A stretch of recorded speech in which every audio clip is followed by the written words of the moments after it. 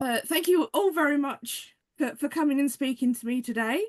I've basically been listening to you on repeat. I was listening to you just before you came on. The Mega. Bad Medicine. Oh my God, I love that song so much.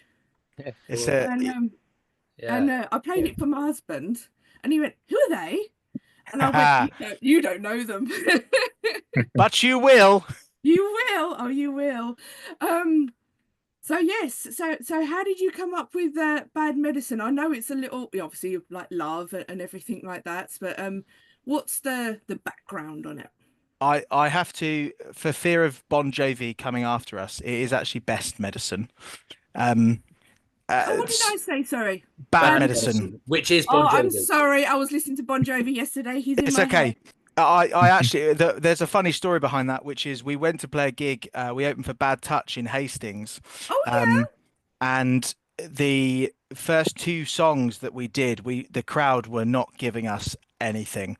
And then I made a joke about Bon Jovi suing us for Best Medicine, and all of a sudden the crowd were on our side, and we had them for the rest of the gig, which was brilliant. But oh, okay. to answer your question, yeah, I had I'd written the song, or I was starting to write the song about my other half. Basically, I'd been through a bit of a torrid time, and then she came out of nowhere. And the line in that, which is, "Father said it's coming." My dad said to me one Christmas, "Look, if you just stop thinking about it, it'll happen." And yeah, okay, Dad, thanks so much. And then, sure enough, she showed up. But yeah, we wrote that. We definitely wrote it together. Matt, I think you came up with the chorus, I believe. I don't actually remember, but you do seem to say that I did. But I remember I remember the three of us, me, you, and Carl. We were in the rehearsal room. I think Robin was away somewhere, and we started writing. We had the riff, which would the normal thing you'd do is you put that at the start, but we were like, no, let's go straight in with the chorus. And we had this idea of a melody, and it kind of came to form over 2 to 3 months Mm. of just kind of working it all out, and then we finally hit the nail on the head with it. And yeah, it was just super catchy. And then we had the chorus and the riff, and then Sam went away and came up with the verse and the bridge. Mhm. And when we heard it, we were just like, "Oh my god, this is just hook after hook after hook after hook," and it was great. And took a few months to get it down, but yeah, we were glad when we had it because we were just it's brilliant. It's doing really well. People love it. Mm. It catches you straight away. Yeah, It's just that you just start playing it, and it grabs your attention. It's like, oh, what's this? yeah, that's the whole point of putting the chorus right at the start, and that's influenced by a Chris Stapleton song called "Second One to Know," and it's pretty much nicked from that because he does it there. The Beatles do it a lot, and I don't listen to them that much these days, but I listened to them a lot when I was younger, and kind of that straight into the chorus, get to a really catchy bit, and that's kind of what we wanted to do with this. It's kind of our attempt at a pop song, really. All right. Yeah. There's a great, I don't know if, oh man, I'm probably showing my age now, but there was a great advert with a Mini Cooper where this guy's walking down a road and the Mini Cooper comes up behind him and he smacks the guy over the head with a wet fish. I don't know what the point of it was, but that's how I feel about this song. Is it's just like, here you go, here it is, Yeah. um, and here we are, kind of thing. So Well, it's a good introduction to people, most definitely. I can't wait to hear it live. Yes. it's it's another animal live, which is great. Excellent. Yeah. You've got lots coming up. You've got a couple of festivals, haven't you?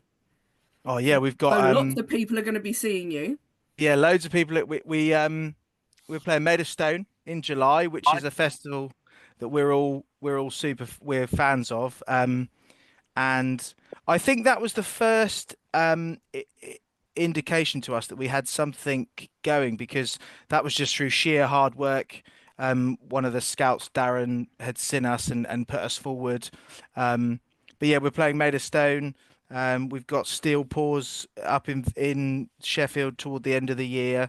There's a few others cooking that we can't talk about yet, but Okay, I won't push. but yeah, Made of Stone's the big one, and we can't wait to go and see everybody and see people like Blackstone Cherry and Michael Schenker and all those kind of people as well. Made of Stone is a fantastic festival. I've worked it the last 2 years, and it is amazing. You guys are going to absolutely love it. Yeah, Yeah. Wicked. I'm really It's looking forward it's to that got one. such a great atmosphere. Like there's never any trouble or Good. anything like that. Everyone is just chill. Everyone's just there for the music. You're gonna Cool. love it. As a Perfect. band, and when you can like walk around and be in the audience, you're gonna have the time of your life. How did you all get together? I know you haven't been together long. We've Yeah. been together a couple of years, maybe, mate. Yeah. 2 years, would you say? I would say it is probably around about 2 years now. We did we put, yeah, I think if you got together just before we did the last gig that me and Sam were in. We were in a band, and then we did a gig. Either we got together before or after that, but it is about yeah. 2 years now. It was March. About 2 years, yeah. Mm.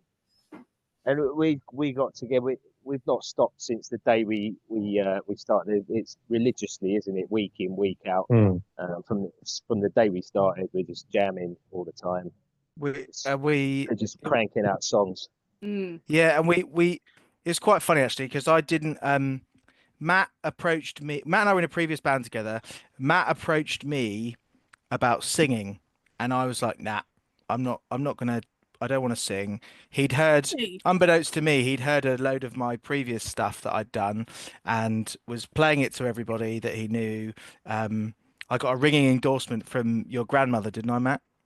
Oh, yeah, you did. Yeah, we were in the car, and I played some of your old stuff, and she was like, Why does Sam not sing in your current band instead of the current singer that you've got?" I was like, well, that's a very good question. So then, then not long after that, we then formed Revenant. Yeah. And Yeah, I knew Sam. I've known him for a few years now, anyway. But prior to that, just out on the local scene,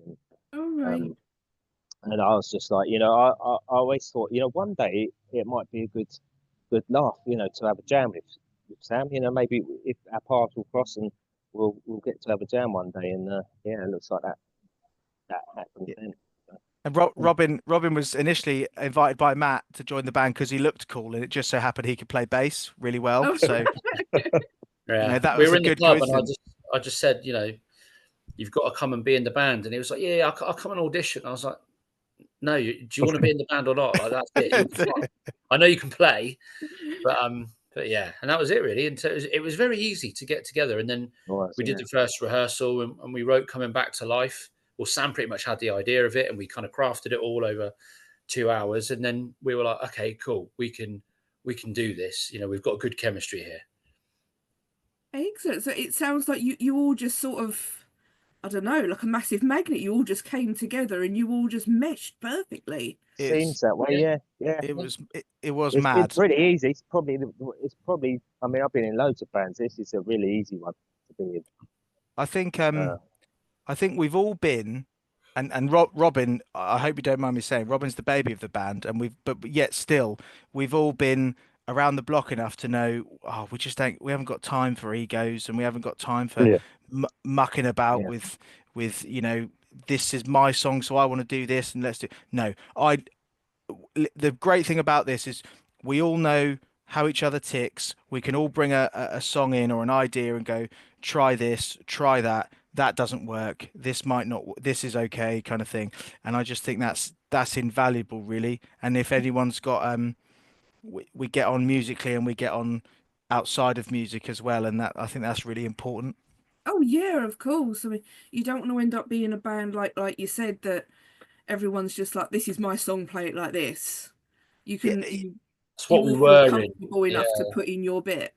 Yeah, that's what we were doing, and it was very much like, well, we're not really contributing here. And it tends to be me and Sam that kind of come up with the songs, and then I might bring something in, and Sam or Robin will be like, well, you can't do that because we've done that here, and you're like, oh yeah, okay, I didn't think of that. So it's actually, you've got 3 other pairs of eyes and ears rather than just yourself kind of going this and that. And then, but you do know it when you've got something good and everyone goes, oh yeah, that's good. And then it starts to come quick. But yeah, there's no kind of arguments about it really. No one's afraid to say, no, that's actually not that great. We just don't feel it. If you don't feel it, then you don't feel it. You know, when everyone's going, that's great, that's brilliant, right? Yeah, let's. Oh, I've got this idea. Then that's when you know you're on something good. Yeah. Mm. Oh, indeed. You've got to all be able to, like I said, feel comfortable enough to put your ideas forward. You know, someone has got an idea, then someone can add to it and Yeah, Yeah, things there's no like that. That's shortage of good. ideas either. It's just it's been constant so far. I yeah, I love I always tell this story, and when Matt and I were in my flat writing the first EP, um, one of our songs. Cut a long story short, I said, "Here's the chorus," and Matt went, "Okay, but why would you say that?" And I said, "Well, I'm trying to convey this emotion." He went, "But that's shit." And then we sat in silence for about 15 minutes, and then Matt went, "I've got it." But no one no one kicked off at each other. No one felt like, "Oh my God, you've thrown my song out the window," or anything like that. And that's the kind of vibe that this band has. And I think that Good. to take constructive criticism and not take it personally is really important when writing stuff like Best yeah. Medicine and all that kind of stuff. Oh, indeed. I think it shows it straight away when Sam's talking about like, oh, you know, oh, you come up with the chorus for Best Medicine. Did I? I can't remember. You know, it's not like I'm sitting there going, oh yeah, I wrote that. Check me out, everyone. Like, look what I did. It's did I? It's just it's for the band. It's for the four of us. Do you know what I mean? That's all it is. At the end of the day, you stick the Revenant banner on it and you go, there, that's the four of us. That's what we did. We Mm. split all the royalties 25%, all the writing credits all just Mm. 25%. We don't get into the nitty gritty of, well, he wrote that and then he wrote that and he did that. It's like, no, four ways, 25%. Let's just get on with it. Do you know what I mean? It's the whole thing to do. Just do it all fairly and as a team. I love that. There's lots of Yeah. bands that just don't have that sort of vibe. Mm. And for you all to just be like, right, we're splitting this, you know, four ways, I think that's brilliant and that shows great loyalty within the band. I Yeah. reckon you're going to be going for years unless something bad really happens. Touch Yeah. wood. We Um, hope so, yeah. but no, that's good. And how do you prepare for shows? Like sorting out your set lists and things like that, what songs you're going to play and you know, practicing. What have you got a routine like before a gig comes up? I'm always ready. I've got my stuff ready to go. I'm here now, look ready, but I'm ready. I'm ready to just rock a fat one at a moment's notice. So In case you Sam, tell there you might tell be me an what song to emergency play, gig. and I'll just play it. Yeah. Excellent. Carl's I, ready for an emergency gig there, look, just in case I there's a am, gig. yeah. He's like, oh, I'm ready. I I'm No, a, think we I'm a, did we- one of I'm a week early, but you know it's good to be prepared, isn't it? But you are ready. You have no excuse to be late or not That's it. ready. I Carl think Hate being is late. literally on form all the time. first things first, we kind of look at probably who is going to be in the crowd, Hmm. who we're playing with. Our music's quite versatile. We've got some heavy songs, we've got some soft songs, we've got some, you know, classic rock songs, you know, we've got Yeah. a bit of, you know, country. So um, we'll probably look at stuff like, say, for example, Made of Stone, we've probably got half an hour, 40 minutes. Okay. So we probably won't play like The Healer, which has like a big string intro and stuff like that. You know, we'll probably keep it to just short, sharp, punchy, heavy rock songs. And we might close out with Rolling on My Back that's a bit softer, but it's a bit of an anthem. Hmm. You know, so but then at Newbury next week we've got an hour and it's about getting a good ebb and flow of how do you hit them fast and come on with energy, but then bring it down, Hmm. but then bring it back up again. So, you know, we've played with cover bands that like Metallica cover bands, and so we only play our heavy rock stuff. You know, it's Right. just you got to kind of think about when you go out and play to your audience who they are and what will they want to hear. So Uh, that's kind of the main thing. And then we typically now, like I said, we've been doing it for 2 years. We've got a headline show at the Corn Exchange next week, and it's 300 to 400 people. It's going to be. Wow. We'll probably only do 3 to 4 rehearsals for it because we're kind of just at that level now where we know the songs, and you know, I wouldn't say we're bored of playing them, but they're a part of us now. So it's kind of they're just natural. So yeah, you just 3 or 4 rehearsals of just focus, and then you just go out and do it.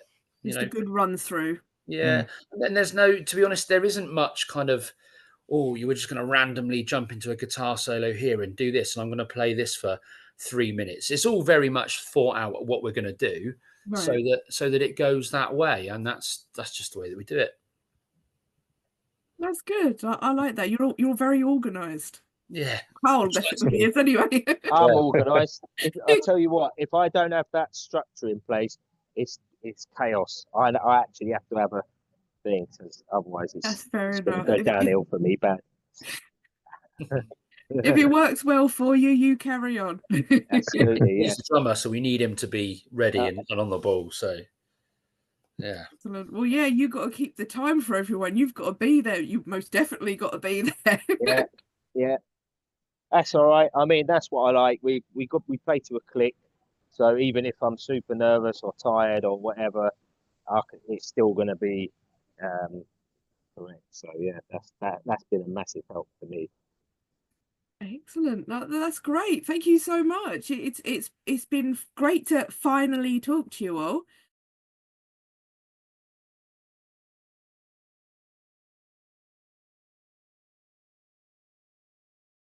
Yeah.